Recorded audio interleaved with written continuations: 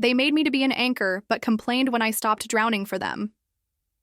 My name is Sandra Taylor. I'm 34 years old. I live in Denver. And until recently, I believed that being the responsible daughter was a kind of sacred mission, something that came with pride, gratitude, and duty. Today I see it was just a pretty disguise for emotional abuse wrapped in blood ties. That Thanksgiving, everything changed. And not because there was a fight, not because there was shouting, but because for the first time, I said no.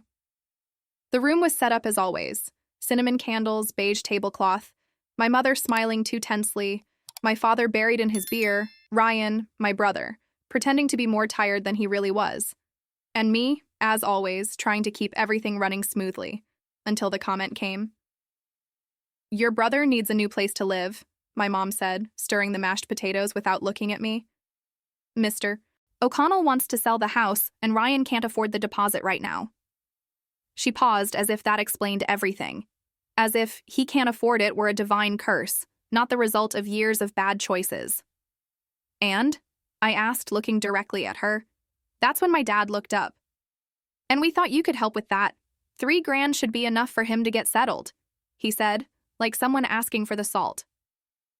I took a deep breath, counted to 3, tried not to laugh, tried not to explode. "I'm not going to do that," I replied, calmly, almost sweetly. "I've helped Ryan many times. He needs to learn to deal with the consequences of his own actions." My mom stopped stirring the potatoes. "You're joking, right?" she asked, but didn't wait for an answer. "He's your brother. You've always been the one with stability, a good job, a high salary." "Exactly, Mom. Because I work, because I plan, because I handle things. Meanwhile, he spends on sports betting, Uber Eats, and camera equipment he never uses." The silence in the room was suffocating. "If you don't want to help your own family, then maybe you shouldn't come around for the holidays anymore," my father said, his voice low but firm, the kind that pretends not to be a threat but is. I looked at him, then at my mother. Finally, at Ryan's face, who didn't say a word, just shrugged, like it was natural for someone else to pay for yet another mistake of his. Then I smiled, a dry smile that never reached my eyes. "All right then," I said, standing up slowly. I grabbed my coat from the back of the chair, shoved my hands into the pockets. "You want me to be the solution to everything, but throw me away when I stop being useful. Got it." "Don't be dramatic, Sandra," my mother tried. "I'm being realistic," I answered, before walking out. That night, driving back to my apartment, a quiet rage grew inside me. Not the kind of fury that makes you smash plates or send impulsive messages. It was a dense, heavy, cold anger. The kind that comes with clarity, with the certainty that you've been a fool for far too long. I was the fool. I was the daughter who spent years paying overdue bills at my parents' house, helping cover Ryan's emotional bailouts, being called ungrateful every time I said I was tired. But I had changed. And I was going to change even more. 2 days later, I sat at my desk with a glass of wine, opened my laptop, and wrote the following email. Subject: "From now on, Mom, Dad, I hope you're both well. I'm writing to let you know that starting this month, I will no longer be transferring money to your account. For years, I helped financially whenever I could, even when you didn't ask, and sometimes even when I couldn't really afford to. But after the conversation we had at dinner, I realized that the expectations placed on me are no longer about love, but about obligation. And I am no longer willing to live that way. I wish the best for all of us, but I need to protect my peace. Sandra." When I clicked send, I felt a shiver, like I had jumped off a cliff, but also like for the first time I had freed myself from the edge. The next day my mother called me, 3 times. I didn't answer. Then came the messages. The first, crying. The second, blaming me. The third, saying I was destroying the family. I read them all, in silence. And I didn't reply. What I'll reply will come later, not with words, but with decisions, and with an absence they never imagined I'd have the courage to uphold. Some people think revenge is about yelling, destroying things, or causing a scene. In my case, revenge started in silence, in the exact sound of a message notification I simply ignored. My mom sent me 10 voice messages that first week. I didn't listen to a single one. But I read the transcripts with dry eyes. Words like ungrateful, unfair, and cold daughter appeared frequently. What really hit me wasn't the insults. It was the desperation over losing control of me. I think that's when I understood. I wasn't a daughter. I was a resource. I spent that month in a kind of functional numbness. I worked, made spreadsheets, delivered reports, but my mind was split between two windows, Excel and memory. Because when you stop supporting the structure, everything hidden starts falling at your feet. I started remembering. When I was 16, and my parents asked me to give up the graduation trip because Ryan had broken his wrist in a skate competition, and the health insurance didn't cover everything. When, at 22, already graduated, I had to postpone my master's degree because they needed help to pay for the roof repair. When, at 28, I took money from my savings to cover a bank error from my dad, which I later found out was a loan to cover Ryan's gambling debt. And in none of those moments did I hear a thank you. I only heard the sound of a door closing or the jingle of yet another favor done. In my mind, these memories came like flashes, each one burning a little more of the loyalty I thought I still had. One Wednesday, it was night and snowing. I was on the couch with a blanket over my legs, Hugo, my adopted dog, sleeping beside me. That's when the phone rang again. My dad this time. I answered. I don't know why. Maybe out of curiosity. "Hi," I said dryly. "So now you answer?" he said. His voice had that familiar mix of sarcasm and barely contained anger. "Only today. Go ahead." There was silence on the other end. "Your mother cries every other day. Don't you feel anything?" I looked out the window. The sky was clear. Cold, but clear. "I do. I feel relief." He laughed, a brief, mocking laugh. "Do you really think this is normal? What daughter does this to her parents?" "I think no daughter should be treated like a guaranteed return investment." "Oh, I see. Now you're the victim. I'm the daughter you raised to solve problems you never wanted to face yourselves. And now that I've dropped that role, you don't know what to do." Silence again. "Just don't forget, Sandra. Family is forever. But usefulness isn't. Good night." I hung up. That night, I slept like I hadn't slept in years. No weight on my chest, no guilt, no feeling of debt accumulated in my blood. In the following days, I started reorganizing my financial life. It was strange realizing how much of my income had been sucked away in the name of a love that was never reciprocated. I canceled an automatic debit sending $500 a month to my parents' account. I updated my passwords. I talked to my accountant about changing the beneficiaries on my life insurance. All that might seem small from the outside. But for me, it was a new beginning, a new territory, free from emotional blackmail, where every cent I earned was mine, and only mine. The next month, I took a short trip to Santa Fe. I always wanted to see the desert there, but never had time, or never let myself have it. I went alone, walked red rock trails, ate Mexican food at street restaurants, and sat in silence watching the sunset for hours. It was there, in the arid silence of New Mexico, that I realized their absence wasn't a hole. It was space for me. My parents didn't know it, but revenge was underway. Only it wasn't done with yelling, lawsuits, or petty paybacks. It was done like this, refusing to be the version of myself they needed to keep pretending everything was okay. With every silence I chose, with every no I stood by, a part of them died inside me. And that was liberating. I think most people hope for some kind of family redemption.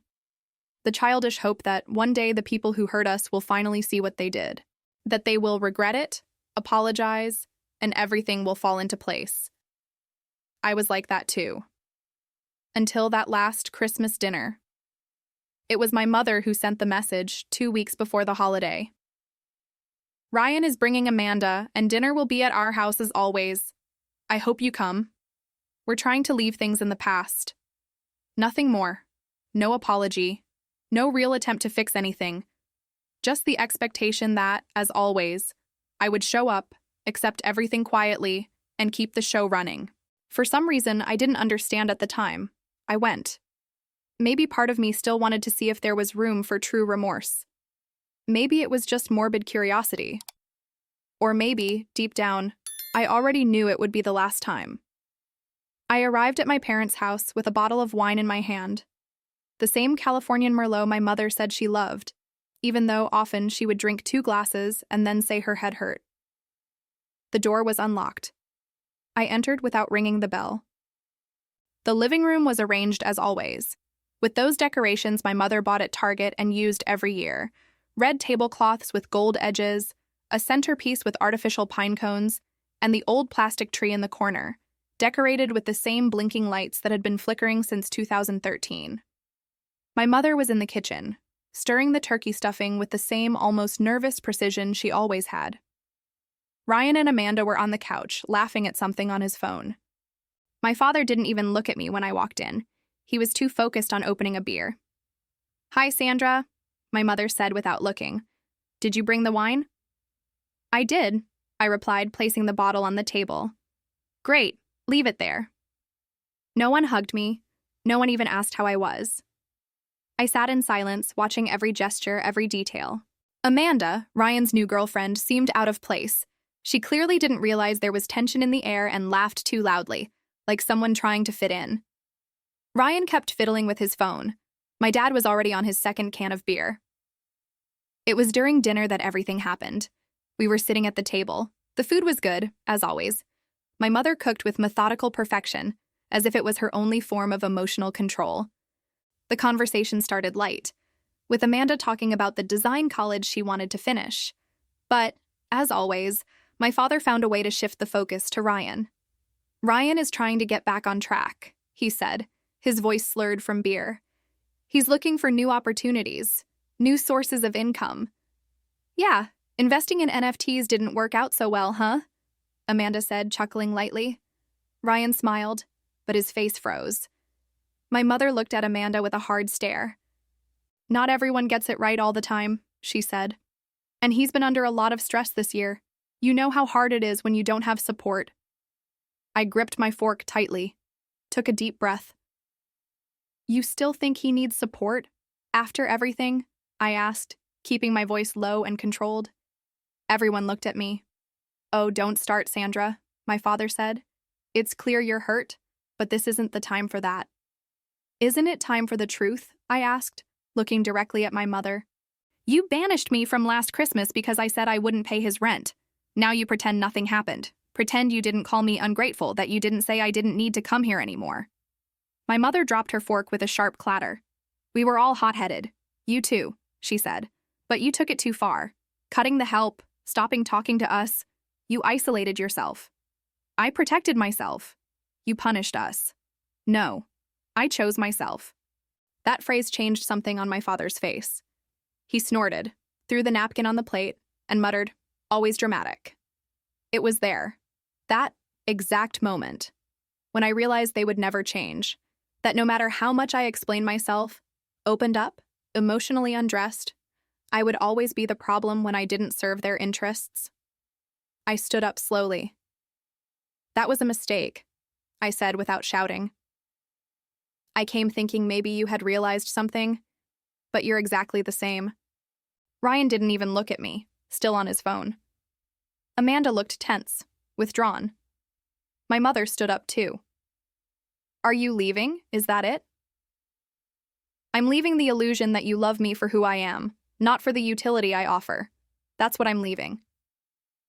She widened her eyes but said nothing, just sat back down as if this were a too well-rehearsed play to keep being improvised. I grabbed my bag, crossed the room slowly, and closed the door behind me. When I stepped onto the sidewalk, the night was cold but clear.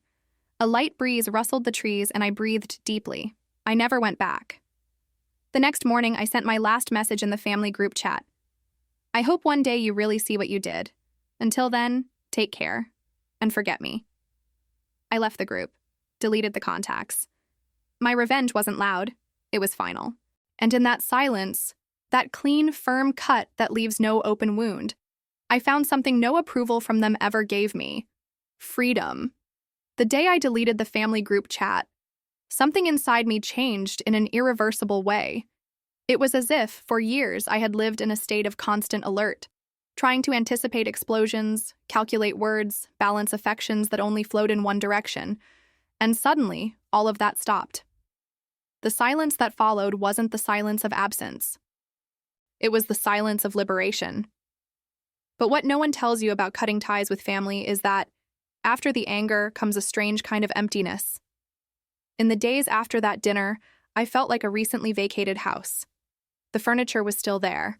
My routines, my work, my dog, my apartment in Queens. But it was as if something had been hurriedly taken away. A strange echo spread inside me. It wasn't longing. It was the strangeness of finally having done something I never thought I had the courage to do. Cutting my parents off. Cutting my brother off. Cutting all the history they had tried to shove down my throat since childhood. On the first night completely alone, no messages, no calls, no emotional obligations pending, I sat on the living room floor in pajamas with Hugo curled up at my feet, and I cried. But not out of sadness. I cried because, for the first time in a long time, no one needed me. No one was demanding anything from me. There were no veiled pressures or emotional blackmail disguised as concern. I was just with myself, and that was both terrifying and freeing at the same time. I started reorganizing my life through small rituals. Silly things, but ones that never seemed possible when I was the daughter who fixed everything. I began going for slow morning walks. I took pottery classes at a community school in Astoria. I bought expensive candles and room sprays I used to consider unnecessary luxuries because I had to save money to cover my parents' financial slip-ups. I changed the living room furniture. I made my home a sacred territory where no one could manipulate me. I realized that for years I hadn't just worked to keep my life going, but to keep theirs alive. When I cut a bill here, it was to pay off one of Ryan's debts. When I refused a gift for myself, it was because my mother needed that new coat for the winter. I existed as a kind of emotional and financial insurance for all of them. Now, every decision was mine alone, and for the first time, the world started to taste like something. I began saying no more, not just to my family, but to every kind of relationship built on my guilt. I started noticing the patterns in other areas. At work, for example, where colleagues had gotten used to asking me for last-minute favors, as if my time was worth less than theirs. One day, in a meeting with the project manager, he tried to dump a task on me that wasn't even mine. Something clearly meant for the new analyst, but that would be faster if I did it. "I'm not taking that on," I said, looking him in the eye. "It's not in my role, nor in my scope. And I have other priority deliverables." He tried to smile like it was a joke, but saw that I didn't back down. For the first time in 4 years at that company, I realized I could protect myself without guilt. It happened with friendships, too. People who only showed up when they needed advice, help moving, or someone to vent to when their boyfriends disappeared. Over time, I cut those ties, not with anger, but with firmness. Because I realized many approached me for the same reason my family did, because I was useful. I fixed things. I endured. I didn't say no. Until I started saying no. I started saying no to parties I didn't want to go to invitations loaded with obligation, to relationships where my value is measured by my willingness to sacrifice. And that's how, without realizing it, I found myself. I didn't become a happy version of myself. This isn't a fairy tale. But I became whole. And with that came a serenity I had never experienced before. Until one day, something unexpected happened. I was in a bookstore in Williamsburg on a Saturday afternoon, browsing essays and sipping coffee, when I felt a hand on my shoulder. I turned. It was a blonde woman my age, with light eyes and a surprised expression. "Sandra, are you Sandra Taylor?" It took me a second to recognize her. It was Melissa Harding. We went to high school together, not close, but we shared some AP history classes and the book club. We talked right there. She said she had seen me on social media, knew I was living in New York, and said something that stuck with me. "I always thought you were the most mature one in school, and at the same time, the most tired. Like you were carrying the world on your shoulders." I smiled, because she was right. And now I wasn't carrying anything that wasn't mine. We invited each other for coffee and ended up talking about families, cycles, and boundaries. And for the first time, I had an honest conversation with someone who didn't expect anything from me except my presence. That's where a true friendship was born. One that doesn't demand, it just offers space. The following weeks brought other surprises. An invitation to lead a bigger project at work. An unexpected message from an old colleague recommending me for a better position. Small harvests from the ground I hadn't been able to cultivate for so long. It was as if, by cutting my family off, I had opened space for everything real to arrive. But that doesn't mean the past left me in peace, because it doesn't. Sometimes it comes back in small things. A smell, a song, the sound of a pressure cooker that reminds me of forced Sundays at my mother's house, or in something more direct. Like the letter that arrived in the mail at the end of March, a crumpled envelope with my mother's shaky handwriting on the return address. Inside, 2 folded pages and a sentence at the very beginning that froze me. I don't know how you managed to live with so much resentment. That was it. No admission of fault, no real attempt at conversation. Just another way of blaming me for everything. But this time, I didn't cry. I didn't get angry. I tore the letter into 4 pieces, threw them away, and went to make a lemon cake. I ate 2 slices with coffee, watching Hugo sleep on the couch. That night, I slept in peace. And that's how I finally understood. My silence hurts them the most. Because for the first time, I'm not the one running after them. I'm not the one trying to fix things.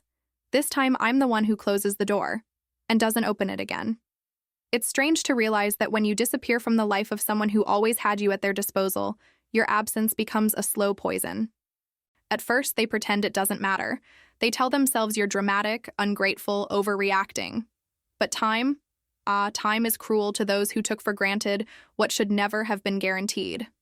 The first attempt at real contact didn't come by letter or email. It came from an unknown number, a local number from my hometown. It was Saturday. I was at home preparing a lasagna I promised to bring to a dinner with some coworkers. Hugo, lying under the table, was breathing deeply. That kind of peace only dogs can show. The phone rang. I almost ignored it, but something inside me made me answer. On the other end, a hesitant voice. Sandra, it's Amanda, Ryan's girlfriend. My body tensed. Hi, I replied cautiously. What happened? Sorry to bother you. I just thought you should know. Your dad is trying to sell the car. And your mom, she's been calling relatives asking for money. I heard her talking to Aunt Claire the other day. She said you were fighting, but apparently it's more than that. I sighed deeply. Silence lasted a few seconds. I don't know what she told you, I finally said. But we're not fighting. I cut contact with them. Amanda hesitated. I figured. Honestly, I don't blame you. Ryan is unemployed again, and they keep acting like he's a 10-year-old. It's suffocating. I just thought you should know. Thank you, I said sincerely. She hung up, and I stayed there, still with my hands covered in sauce. There was something inside me that expected this kind of outcome. Since I stopped paying the bills my mother disguised as help with expenses, I knew the artificial structure supporting their comfort would collapse. And not out of pleasure, but out of justice, I confess that part of me felt calm, not satisfied. That would be cruel, but at peace. In the following months, the pressure increased. My mother started calling me from random numbers, probably borrowed from friends or neighbors. Sometimes I answered, thinking it was work. When I heard her voice, I hung up without a word. She left messages.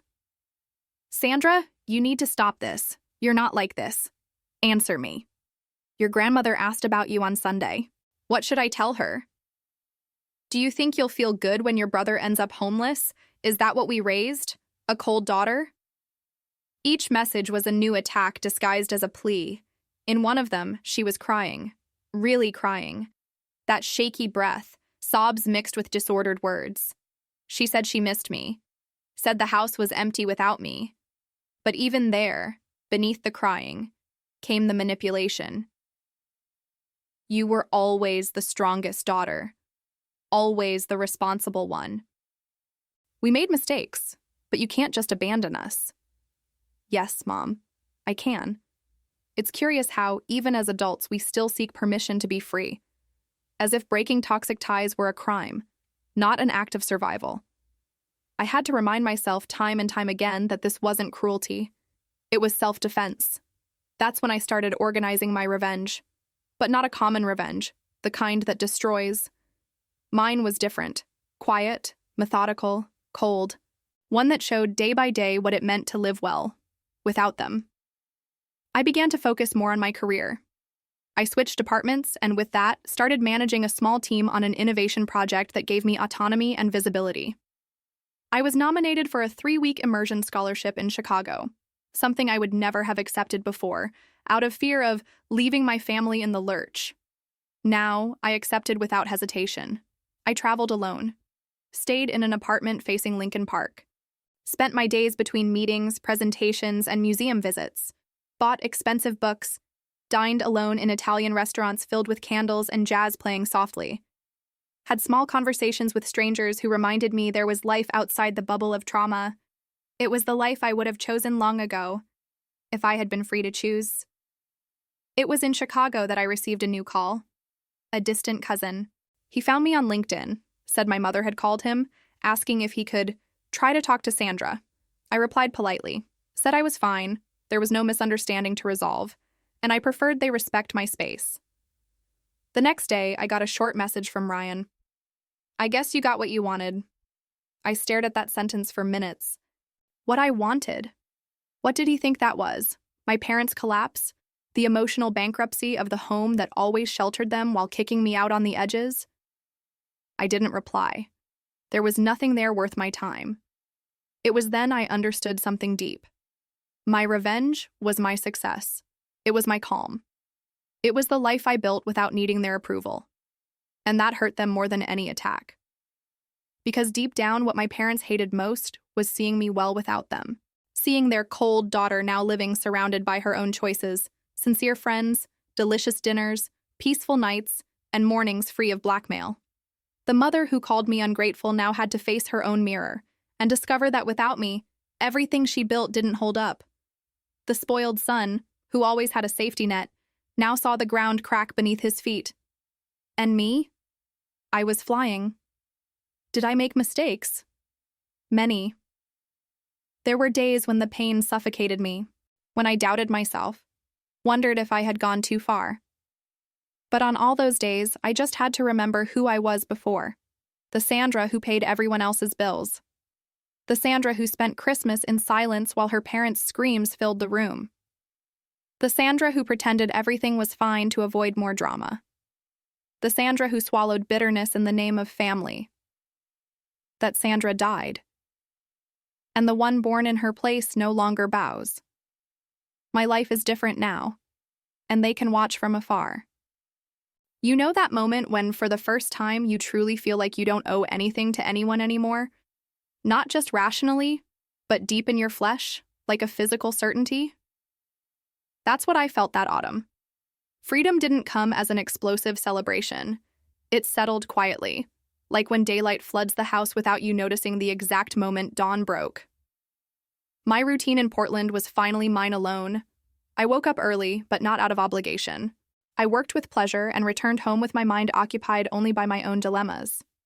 I felt light. I started hiking on Sundays, alone or with colleagues who shared more interests than judgments. I bought a used guitar and learned basic chords. I began listening to my old favorite songs, the ones that reminded me who I was before I was pruned by demands, guilt, and emotional debts. Hugo, my dog, was my inseparable partner. He was the one who looked at me with faithful eyes when I came back from a hard day. He was the one I shared the couch with during silly movies and unplanned tears.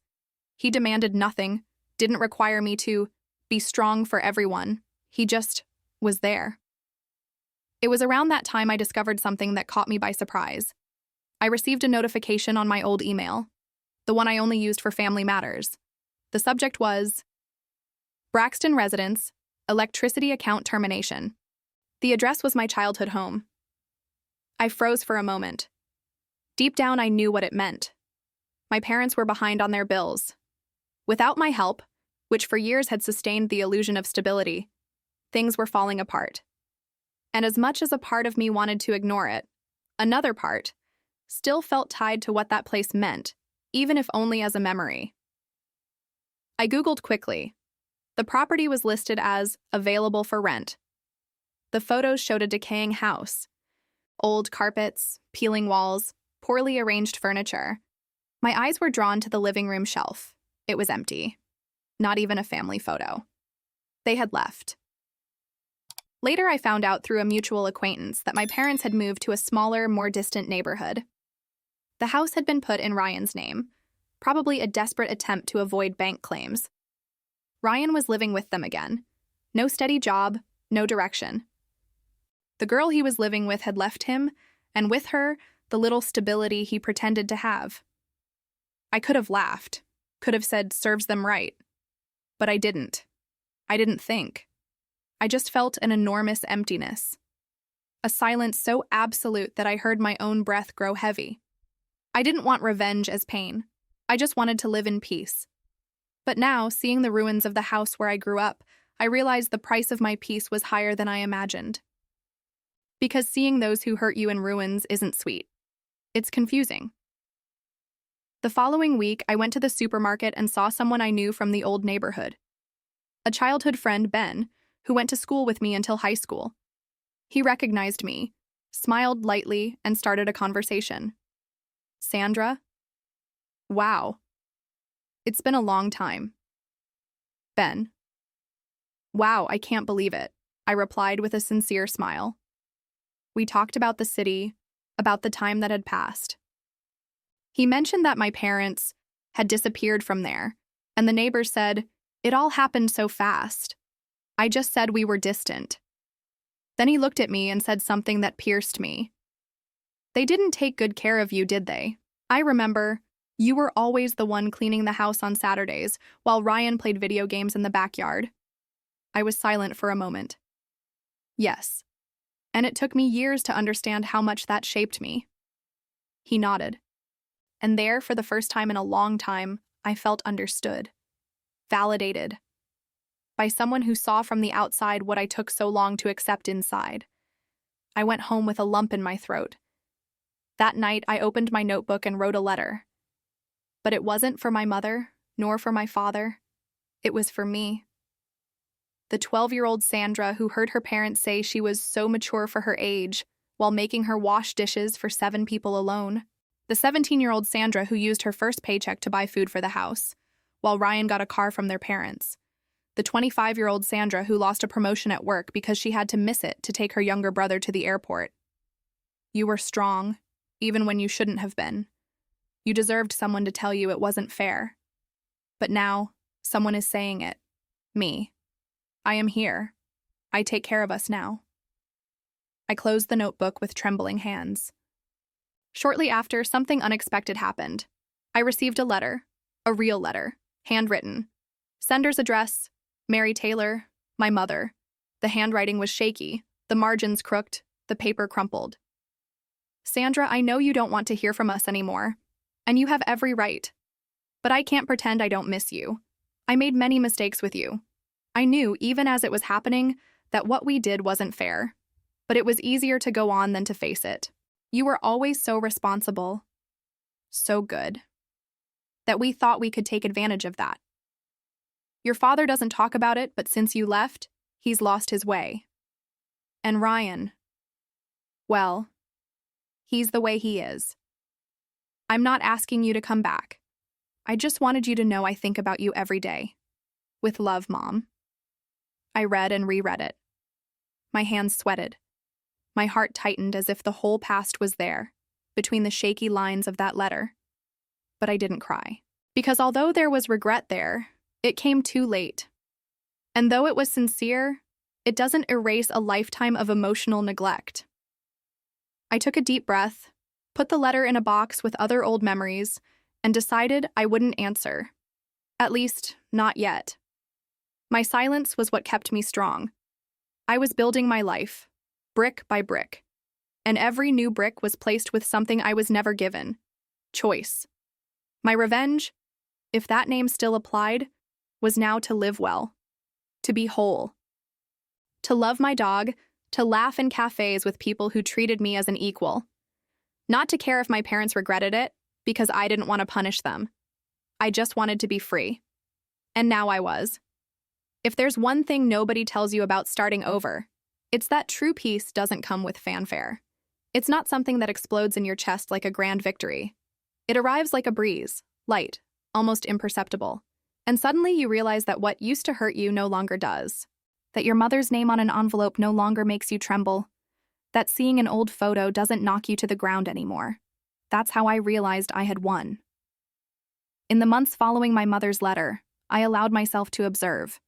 Not to respond, not to seek reconciliation, nor to feed resentment. Just observe. Myself, the world around me. Real life, without the constant noise of emotional obligations I had carried for so long. I kept living in my apartment in Portland. Hugo, my dog, was growing old by my side with a quiet dignity that reminded me of myself. My job stabilized, and I was promoted to project coordinator. My colleagues respected me, and I respected them. There was no longer that feeling that I owed the world all the time. I delivered what I owed, nothing more, and no one expected more than that. But of course, echoes from the past always find a way to show up. Like that morning when I received a call from a Connecticut number, the state where I grew up. I didn't answer. Minutes later, a voicemail arrived. The voice was familiar, but sounded weaker than I remembered. "Hi, Sandra, it's Ryan.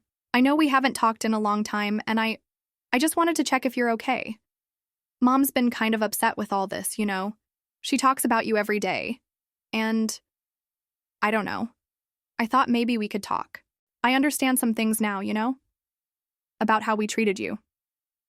Anyway, God bless." I stared at the phone for a while. This was the same brother who, years ago, mocked my rigidity, who thought it was funny to see me labeled the responsible one, while he was the child everyone wanted to please. The same one who stayed silent when my parents blamed me for not giving more money, who never raised his voice to say, "This isn't fair." Now he was calling. Not because of me, but because the ground was starting to fall away beneath their feet. I saved the number, but didn't call back. Instead, I decided it was time to truly close that chapter. Not with words for them, but with a gesture for myself. I got in the car on a Saturday morning and drove to Connecticut. More than 4 hours on the road, crossing landscapes I had known since childhood, but which now seemed to belong to another life. When I stopped in front of my old family home, the same one that had been put up for rent, I felt a tightness in my chest. The facade was peeling. The garden grass, which I had cared for as a teenager, was tall and poorly trimmed. The windows were dirty. There was a sign on the door, "Property under bank evaluation." I parked the car and got out. I stood there for a few minutes. I didn't knock on the door. I just watched. Felt. It was on that porch that I cleaned my teenage sister's vomit after yet another secret party my parents pretended not to know about. It was in that living room that my mother yelled at me for the first time for talking back. It was on the stairs of that house that I heard my father say I was cold, selfish, ungrateful, and now there was only the sound of the wind and the soft creak of old wood. I closed my eyes. I took a deep breath. And I let that image die right there, in the silence of that empty street. On the way back, I stopped at a cafe in Beacon Falls. I ordered an oat milk latte and a cranberry cookie. The clerk smiled and asked where I was from. I said Portland and smiled back. For the first time, saying that felt like an affirmation of identity, not an escape. I spent the next few days in peace. For the first time in years, I didn't have any nightmares about Christmas dinners. I didn't dream of shouting or demands or phone calls. My sleep was deep and clean. December came, the first Christmas since I decided to completely cut ties. I was invited to a colleague's house, Sarah. She and her wife Marlene were gathering some friends who, like me, wouldn't be spending the holidays with their biological families. The dinner was beautiful, nothing grand. Turkey, mashed potatoes, cheap red wine, and laughter. Everyone toasted to small new beginnings. When it was my turn to speak, I raised my glass. I never thought I'd say this one day, but I don't miss them anymore. I don't miss them. And for the first time, It doesn't hurt. It frees me. Sarah squeezed my hand. Marlene smiled with teary eyes. Hugo, at my feet, let out a small sigh and rested his head on my shoe. That night, I went to sleep with a full heart. Not because I had forgotten the past, but because I had finally put it in its place. Deep down, I always knew my revenge wouldn't be yelling at my mother on the phone, nor humiliating my father with rational arguments. It wouldn't be throwing in my brother's face everything he failed to be. My revenge was to stop bleeding because of them, to stop carrying the emotional debts of a family that always demanded more than it offered me. It was to give myself the freedom not to answer anymore, not to respond anymore, to choose silence. Because sometimes silence is the most powerful final word. Today, I wake up without shocks. I work, I love, I make mistakes and start over. No one demands that of me. No one expects more than I can give. And if someday someone asks how I managed to move on without my family, I will say, it was the price of my freedom, and I would pay it again. With a smile, with conviction, and with a peace that, before, I thought would never be mine. And if you enjoyed this powerful story of female revenge, leave a like and subscribe to the channel so you don't miss any stories like this one. There's plenty of twists, emotion, and justice coming your way.